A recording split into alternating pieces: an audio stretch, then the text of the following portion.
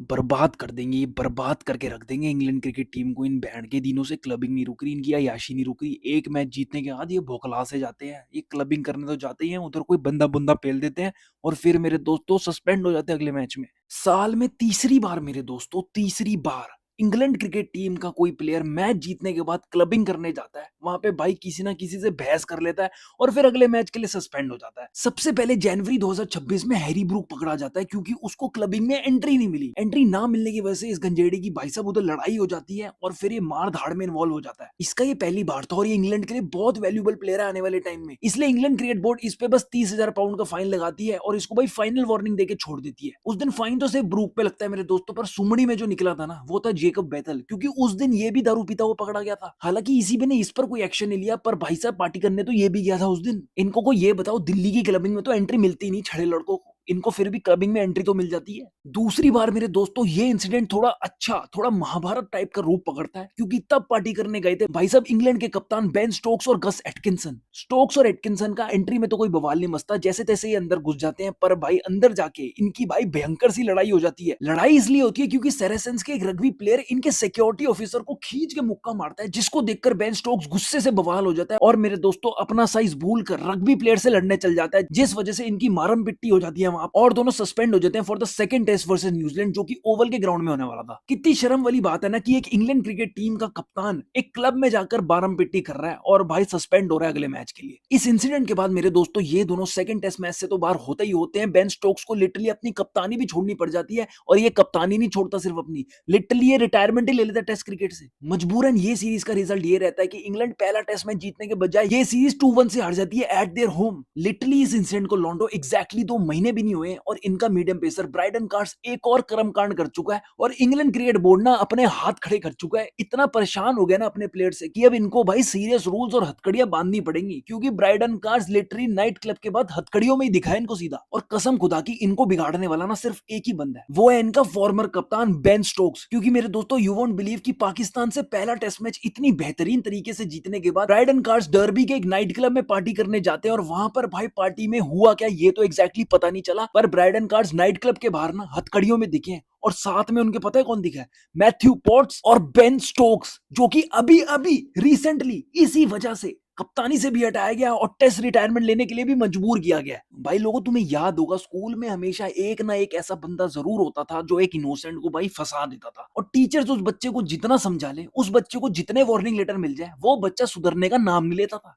Literally England cricket team में ना ये बंदा बेन स्टोक्स बन गया, जिस पर्टिकुलर रीजन की वजह से उसको कप्तानी से हटाया गया, उसको टेस्ट रिटायरमेंट लेनी पड़ी। भाई वो बंदा अभी भी नहीं सुधरा। पिछली बार एटकिंसन को लेकर गया था लड़ाई करने और इस बार ब्राइडन कार्स और पॉट्स को ले गया। पता नहीं इसको मीडियम पेसर से क्या प्यार है, या फिर मीडियम पेसर ज्यादा बढ़िया फाइटर्स होते हैं जो ये इनको पार्टी कराने ले जाता है और वहां पर इनको फंसा देता है और फिर इनके करियर पे धप्पा मार देता है। लिटरली मेरे दोस्तों अगर इंडियन टीम में ऐसा कुछ हो जाए ना एक साल में 3 बार, इजी भी तो कुछ करनी नहीं, बीसीसीआई प्लेयर्स की बुंड फाड़ के रख देगी कि भाई साहब तुम्हें इतना पैसा दे रहे हैं हम, तुम भैंस की टांग पार्टी में जाके पार्टी कर लो ना, ये मार धाड़ कहां करने लग जाते हो, हथकड़ियों में दिखते हो लिटरली तुम। इंडिया की तरह इंग्लैंड में ये क्रिकेटर्स को कोई सेलिब्रिटी नहीं मानता, इसलिए मेरे दोस्तों अगर ये कुछ गंदी हरकतें करते हुए पकड़े जाते हैं ना, इनको भाई वहीं पे लोकल सिविलियंस पेल देते हैं। और लिटरली भाई साहब इतनी अच्छी रेप्यूटेटेड पोजीशन पे होने के बावजूद, इतनी फैन फॉलोइंग होने के बावजूद ये बंदे भाई साहब सिविलियन से लड़ने लग जाते हैं और फिर अपने ऊपर एक मैच का बैन लगवा लेते हैं। इनको ये चीज नहीं समझ आती कि तुम किस लेवल पे हो, तुम ये हरकत करके कितने बुरे दिखोगे। And how it can get even words की बेन स्टोक्स मेरे दोस्तों इसी वजह से अपनी कप्तानी से भी हटा, रिटायरमेंट भी लेनी पड़ी, और अब मेरे दोस्तों एक दूसरे मीडियम पेसर के साथ भी सेम इंसिडेंट करता हुआ पकड़ा गया और उसके करियर पे भी अपना जैसा धब्बा लगा दिया। And I literally can't understand why always the medium pacers, हमेशा ये मीडियम पेसर्स ही क्यों होते हैं जो ये लड़ाई झगड़े में पड़ते हैं। हैरी ब्रूक को तो चलो अच्छी शक्ल होने के बावजूद एंट्री नहीं मिल रही थी, इसलिए चक्रों में पड़ गया था। ये भाई साहब या तो लड़ झगड़ते हैं या फिर हथकड़ियों में दिखते हैं, पता नहीं इनका क्या चलता है क्लब्स में। और मेरे को ये चीज समझ नहीं आ रही क्या ये मीडियम पेसर्स को इंग्लैंड टेस्ट टीम का हाल नहीं दिख रहा। लिटरली मेरे दोस्तों पिछले कुछ सालों में इंग्लैंड टीम ने जितना अपना डिक्लाइन टेस्ट क्रिकेट में देखा ना, वो किसी भी फॉर्मेट में नहीं देखा। And specially in their bowling unit, क्योंकि इनकी बॉलिंग यूनिट इतनी खराब हो गई है ना जिसका मुकाबला नहीं है। ब्रॉड और एंडरसन के रिटायर होने से पहले मेरे दोस्तों इन दोनों ने मिलकर 132 टेस्ट मैचेस में 997 विकेट्स निकाली थी।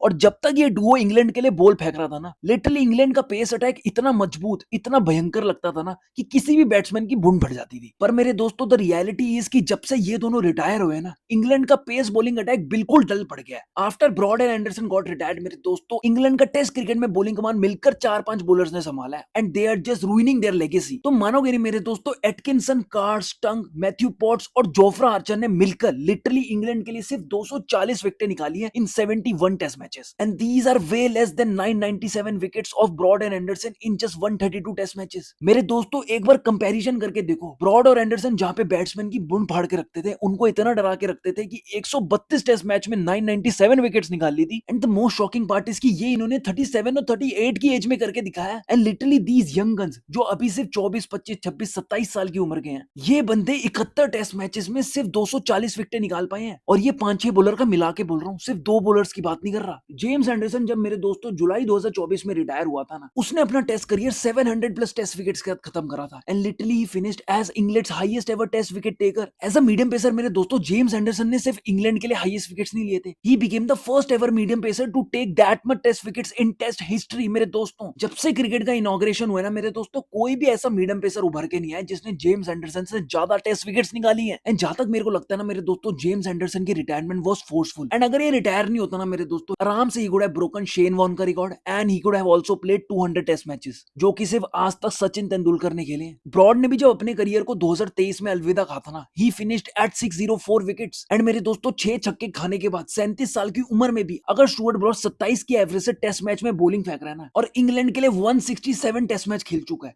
तुम उसका माइंडसेट इमेजिन करो। 6 छक्के खाने के बाद किसी भी बॉलर का मनोबल टूट सकता है। स्टुअर्ट ब्रॉड ऐसा बिल्कुल भी नहीं था, he came with a bang, 604 test wickets and इसके साथ ही इंग्लैंड का second highest test wicket taker बन गया था स्टुअर्ट ब्रॉड। एंड मेरे दोस्तों जब तक ये दोनों बॉलर्स इंग्लैंड की बॉलिंग अटैक को लीड कर रहे थे ना, कसम से इंग्लैंड की बॉलिंग अटैक वाज फायर। कोई भी बैट्समैन को घबरा सकते थे, किसी को भी डरा सकते थे और किसी की भी कंट्री में जाके बुंड फाड़ सकते थे ये। एंड जैसा कि मैंने बताया, जब से ये दोनों रिटायर हुए हैं, बॉलिंग अटैक तो इंग्लैंड का बिल्कुल हिलकर रह गया है, क्योंकि मेरे दोस्तों पहले ही ये परफॉर्म नहीं कर रहे, ऊपर से इनके मीडियम पेसर्स क्लब में जाके लड़ाइयां मचा रहे हैं, बैन खा रहे हैं। तो मेरे दोस्तों इंग्लैंड का ये बॉलिंग अटैक कैसे उभर कर आएगा, कैसे इंप्रूव होगा और कैसे इनकी लेगेसी को मेंटेन करेगा, ये सिर्फ इनकी लेगेसी डिस्ट्रॉय कर रहे हैं। ब्रॉड और एंडरसन की रिटायरमेंट के बाद मेरे दोस्तों लिटरली इंग्लैंड क्रिकेट टीम ने 1300 टेस्ट विकेट्स का एक्सपीरियंस अपना लॉस्ट करा है और इन बैकलैंडी बॉलर्स के हाथ में इतनी बड़ी लेगेसी दमाई थी ना कि भाई तुम संभालो अब ये लेगेसी, और ये सिर्फ गुड़गोबर कर रहे हैं इस लेगेसी का। इंग्लैंड की टेस्ट बॉलिंग लाइनअप में अब सिर्फ एक ही ऐसा बॉलर रह गया है जो कि बहुत ज्यादा एक्सपीरियंस्ड है, और ये जोफ्रा आर्चर। एंड मेरे दोस्तों कल को इसकी भी कोई कहानी बाहर ना आ जाए, इसकी कोई गारंटी नहीं ले सकता, क्योंकि भाई आईपीएल में ये भी पकड़ा गया था किसी लड़की के साथ घूमते हुए, और भाई इस पे अगर कल को कोई केस आ गया ना तो इंग्लैंड क्रिकेट बोर्ड बिल्कुल तबाह हो जाएगा। कसम से मेरे दोस्तों, इससे पहले इस पे भी कोई केस आ जाए ना, ईसीबी को बहुत ज्यादा स्ट्रिक्ट रूल बनाने पड़ेंगे और कुछ ऐसा बनाना पड़ेगा कि एक सीरीज के बिटवीन तो ऐसी हरकतें बिल्कुल भी ना हो। मेरे दोस्तों तुम लोग ये बात सुनकर शौक में आ जाओगे, क्योंकि इंग्लैंड क्रिकेट बोर्ड ने कोई कसर नहीं छोड़ी थी अपने प्लेयर्स को प्रोटेक्ट करने की। जनवरी 2026 में जब हैरी ब्रूक का पहला इंसिडेंट हुआ था ना, तभी इंग्लैंड क्रिकेट बोर्ड ने एक मिडनाइट कर्फ्यू लगा दिया था अपने प्लेयर्स पर। जनवरी 2026 में इस कर्फ्यू को फर्स्ट टाइम एलिजिबल करा था, और इस कर्फ्यू में लिटरली सिंपल से 3 रूल थे। पहला रूल ये था कि कोई भी प्लेयर 10 बजे के बाद बाहर नहीं जा सकता, और अगर जाता भी है तो भाई टीम मैनेजमेंट को इन्फॉर्म करके जाएगा। दूसरा रूल ये था कि there is a mandatory midnight curfew on home series and tours, और तीसरा सबसे इंपॉर्टेंट रूल ये था कि अल्कोहल कंजप्शन बिल्कुल बैन कर दिया था ड्यूरिंग मैच डेज। बट मेरे दोस्तों तुम्हें ये बात पता है कि वेस्ट इंडीज के शेरों के बाद सबसे ज्यादा अय्याश इंग्लैंड के प्लेयर हो, तो इस कर्फ्यू के रूल्स तोड़ना तो पक्का था। और इसकी शुरुआत करते हैं इंग्लैंड क्रिकेट टीम के सबसे discipline player Ben Stokes, and that too when he was the England captain. जुलाई 2026 में लॉन्डो बेन स्टोक्स इसको तोड़ते हैं और भाई लड़ाई में इन्वॉल्व हो जाते हैं, जैसा कि मैंने बताया। उसके बाद इनकी रिटायरमेंट होती है और टेस्ट कप्तानी से हटाए जाते हैं, और फिर रिटायरमेंट के बाद जो रूट को इंग्लैंड कप्तान बना देती है टेस्ट टीम का। हालांकि न्यूज और एक्सपर्ट्स ये बता रहे थे कि Brook was the one who was ought to be the captain of test team, पर मेरे दोस्तों जैसा कि तुम्हें पता है कि जनवरी में ये भाई साहब भी एक ऐसे इंसिडेंट में इन्वॉल्व थे, इसलिए ब्रूक को ना ट्रस्ट कर जो रूट को कप्तान बनाती है इंग्लैंड की टीम, जो कि पहले से इंग्लैंड टेस्ट टीम को लीड कर चुके थे और एक एक्सपीरियंस प्लेयर थे जो कि सचिन तेंदुलकर तक का रिकॉर्ड तोड़ने वाले हैं। तो बेन स्टोक को हटाकर Joe Root was the perfect replacement for a test captain.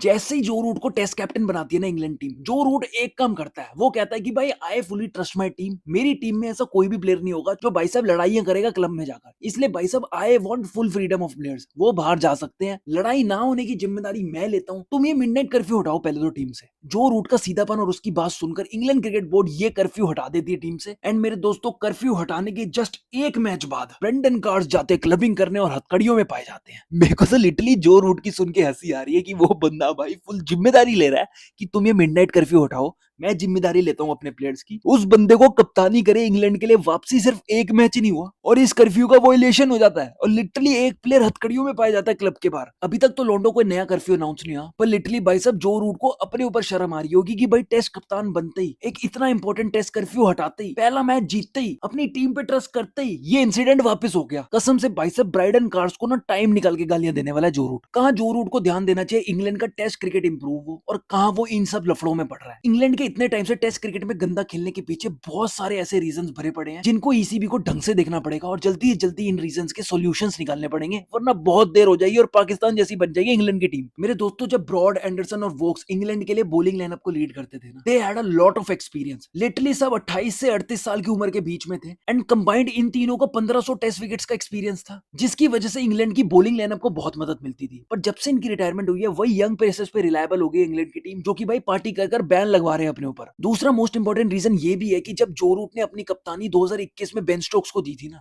तब एक नया डुओ अनाउंस हुआ था, मैकलम और बेन स्टोक्स का एरा, और सब लोग इनके एटीट्यूड और गेम प्ले को देख के सोच रहे थे कि ये एरा ना बुंड फाड़ देगा सब टीम्स की। एंड लिटरली स्टार्ट भी इन्होंने ऐसे ही करा। मैकलम ने फुल फ्रीडम दी थी अपने प्लेयर्स को, भाई जैसा खेलना चाहते हो वैसे खेलो। बेसबॉल गेम प्ले उस टाइम बहुत ज्यादा वायरल हुआ था और England was the one leading that. पर मेरे दोस्तों ये सिर्फ कहानियां ही रह गई, क्योंकि जब से मैकलम और स्टोक्स के ऊपर जिम्मेदारी आई थी ना टेस्ट क्रिकेट की, इन दोनों ने सिर्फ हागा मेरे दोस्तों। 4 साल इन्होंने इतना बढ़िया हागा ना कि इंग्लैंड टीम WTC के फाइनल अपने घर पे होने के बावजूद उस फाइनल में क्वालिफाई नहीं कर पाई एक भी बार। तीसरा मोस्ट इंपॉर्टेंट रीजन ये भी है कि जब ब्रॉड और एंडरसन रिटायर हो गए ना, तब सारी बॉलिंग की जिम्मेदारी आ गई वोक्स पर। वोक्स का bowling average at home was 21 and that was very very good. पर मेरे दोस्तों ब्रॉड और एंडरसन की तरह वोक्स का बाहर एवरेज कुछ अच्छा नहीं था। He was averaging 51 away from home, जिसकी वजह से मेरे दोस्तों बॉलिंग लाइनअप में बहुत ज्यादा कोलैप्स देखने को मिला और बॉलिंग लाइनअप बहुत ज्यादा हिलती हुई दिखी, जिस वजह से बॉलिंग लाइनअप की तो ऐसी तैसी फिर गई। अब तुम लोग ही बताओ कि जब इतनी इनकंसिस्टेंट परफॉर्मेंसेस रहेगी, एक प्लेयर पे इतना ज्यादा दबाव आएगा, कप्तान और हेड कोच से भागेंगे, प्लेयर्स पार्टी करने जाएंगे और वहां पे मारपीट मचाएंगे, तो फिर टेस्ट टीम का इवैल्यूएशन तो होगा नहीं, डिग्रेडेशन ही होगा। तो मेरे दोस्तों यही तो हुआ इंग्लैंड के साथ। 4-5 साल में से हकती हुई दिख रही है इंग्लैंड की टेस्ट टीम, और अब वापस नए कप्तान के अंडर इंग्लैंड क्रिकेट टीम ने बहुत अच्छी शुरुआत करी थी, पर वापस ब्रेंडन कार्स ने हक दिया, वापस ये इंसिडेंट वापस आ गया। एंड आई थिंक कि अब ईसीबी को ना बहुत ज्यादा स्ट्रिक्ट रूल्स अप्लाई करने पड़ेंगे अपने प्लेयर्स पर, क्योंकि भाई ये तो हाथ से बाहर निकली जा रही है। ये तो भाई ऐसे आशिक हैं जो हाथ में नहीं आ रहे, और अगर ऐसा ही चलता रहा ना तो इंग्लैंड क्रिकेट टीम मेरे दोस्तों डूबती हुई दिख रही है मेरे को कसम से। अगर तुम्हें इस वीडियो का एक भी कण सा पसंद आया होगा ना, मेरी बात से थोड़ी सी भी अग्रीमेंट हो ना, तो जल्दी जल्दी इस वीडियो को लाइक कर लो मेरे दोस्तों, इस चैनल को सब्सक्राइब कर लो, शेयर कर दो इस वीडियो को ज्यादा से ज्यादा। 350 सब्सक्राइबर्स का गोल तुमने पूरा कर दिया मेरे दोस्तों पिछली वीडियो में, और अब अपना टारगेट है 400 सब्सक्राइबर्स का। इस वीडियो के गिरने से पहले ना 400 सब्सक्राइबर्स का गोल हिट कर दो मेरे दोस्तों। I love you all. जय हिंद, साइनिंग ऑफ।